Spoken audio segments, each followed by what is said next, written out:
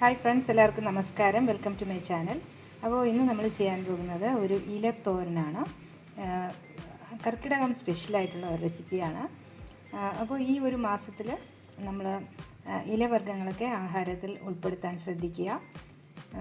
ദഹനത്തിനൊക്കെ എളുപ്പമായിട്ടുള്ളത് നമ്മൾ സെലക്ട് ചെയ്യുക. അപ്പോൾ നമുക്ക് എല്ലാ ഇലവർഗ്ഗങ്ങളും ഭക്ഷണയോഗ്യമായിട്ടുള്ള എല്ലാം തന്നെ ഉൾപ്പെടുത്താം. പക്ഷേ മുരിങ്ങ ഇല മാത്രം ഈ ഒരു മാസത്തിൽ ഉപയോഗിക്കരുത് എന്ന് പറയുന്നുണ്ട്. അപ്പോൾ അതൊഴികെ നമുക്ക് ബാക്കി എല്ലാ ഇലകളും നമുക്കത് ആഹാരത്തിൽ ഉൾപ്പെടുത്തും. അപ്പോൾ നമ്മൾ കഞ്ഞിക്കൊക്കെ നല്ല ബെസ്റ്റായിട്ടുള്ള ഒരു കോമ്പിനേഷനാണ് ഈ ഇലവർഗ്ഗങ്ങൾ കൊണ്ടുള്ള തോരൻ. കർക്കിടക മാസത്തിൽ നമ്മൾ ഇലവർഗ്ഗങ്ങൾ നമ്മുടെ ആഹാരത്തിൽ ഉൾപ്പെടുത്തുന്നത് ആരോഗ്യത്തിന് ഒരുപാട് ഉത്തമമാണ്. അപ്പോൾ ലഘുവായിട്ടുള്ള എളുപ്പത്തിൽ ദഹിക്കാൻ പറ്റിയ ആഹാര സാധനങ്ങൾ നമ്മൾ ഈ ഒരു മാസത്തിൽ കഴിക്കാൻ ശ്രദ്ധിക്കുക. അപ്പോൾ ഞാനിന്നിവിടെ ഒരു ഇലത്തോരനാണ് ഉണ്ടാക്കിയിരിക്കുന്നത്. പാലക്ക് കൊണ്ടുള്ള ഒരു തോരൻ, പിന്നെ നല്ല അടിപൊളിയായിട്ടുള്ള ഒരു ഇഞ്ചിക്കറിയുണ്ട്. അപ്പോൾ ഇഞ്ചിക്കറിയുടെ റെസിപ്പി ഞാൻ ഓൾറെഡി പോസ്റ്റ് ചെയ്തിട്ടുണ്ട്. നല്ല വ്യൂസ് കിട്ടിക്കൊണ്ടിരിക്കുന്ന ഒരു റെസിപ്പിയാണ് ഈ ഇഞ്ചിക്കറി. അപ്പോൾ അതെല്ലാം തന്നെ ചാനലിലുണ്ട്. അപ്പോൾ ഫസ്റ്റ് റെസിപ്പിയായിട്ട് എൻ്റെ ചാനലിൽ ഇത് ഉണ്ട്. അപ്പോൾ എല്ലാവരും അത് വാച്ച് ചെയ്യുക. അപ്പോൾ ചാനലെല്ലാവരും സബ്സ്ക്രൈബ് ചെയ്യണം, സപ്പോർട്ട് ചെയ്യണം. ബെല്ലൈക്കൺ കൂടെ ഒന്ന് പ്രസ് ചെയ്യണം.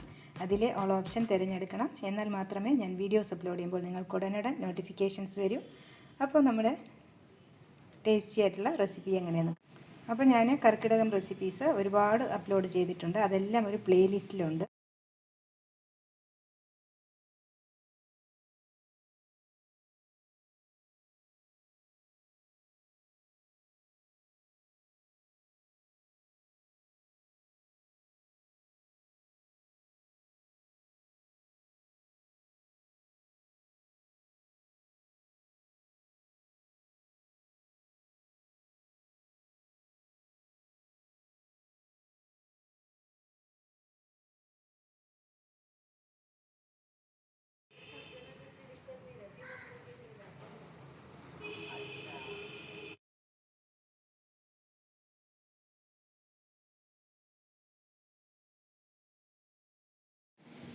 അപ്പോൾ നമ്മളിന്ന് തോരൻ ഉണ്ടാക്കുന്നത് പാലക് ചീര ഉപയോഗിച്ചാണ്.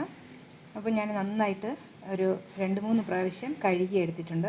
ആ വേര് ഭാഗം മുറിച്ച് കളഞ്ഞതിന് ശേഷം നമുക്ക് നന്നായിട്ട് കഴുകിയെടുക്കാം.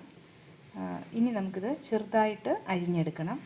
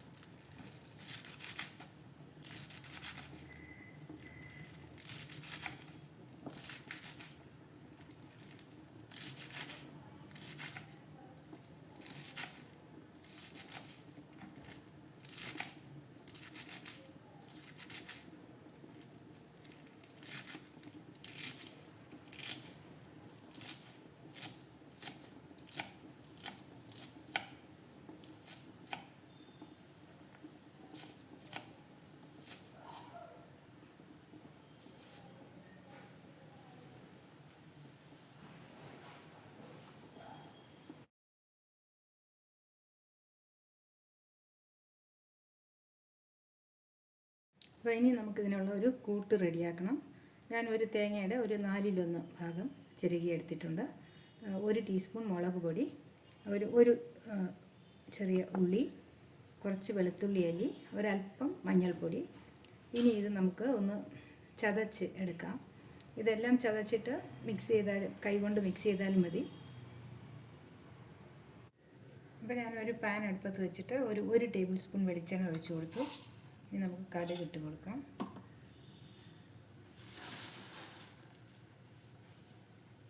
ഉഴുന്ന് പൊരിക്കുക.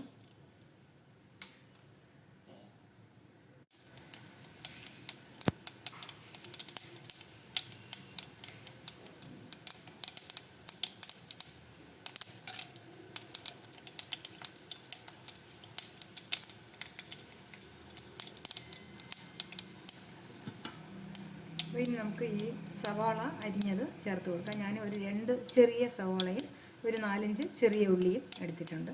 അത് ചേർത്ത്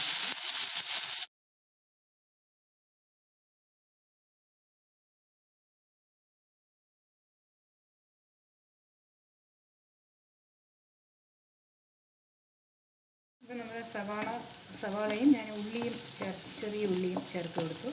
അതൊന്ന് വാടിയിട്ടുണ്ട്. ഇനി നമുക്കതിൽ ഈ കൂട്ട് ചേർത്ത് കൊടുക്കാം.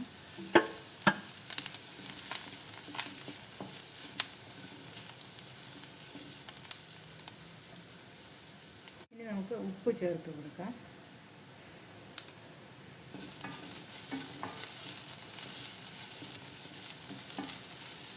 നന്നായിട്ട് മിക്സ് ചെയ്തതിന് ശേഷം നമ്മൾ അരിഞ്ഞു വെച്ചിരിക്കുന്ന പാലക്ക് ചേർത്ത് കൊടുക്കാം.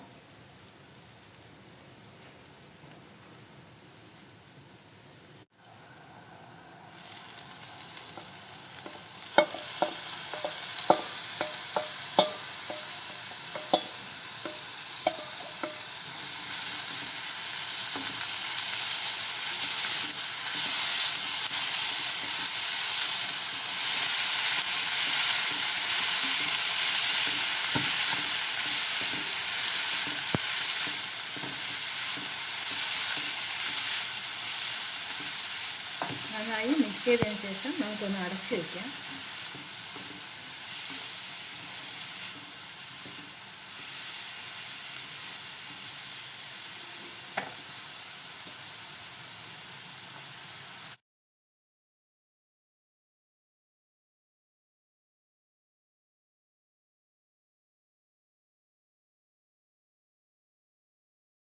അപ്പോൾ നമ്മളിതിൽ ഒട്ടും തന്നെ വെള്ളം ഒഴിച്ചു കൊടുത്തില്ല. അതിൽ സ്വന്തമായിട്ടുള്ള വെള്ളം നന്നായിട്ട് വറ്റുന്നത് വരെ നമ്മൾ അടച്ചു വെച്ച് വേവിക്കണം.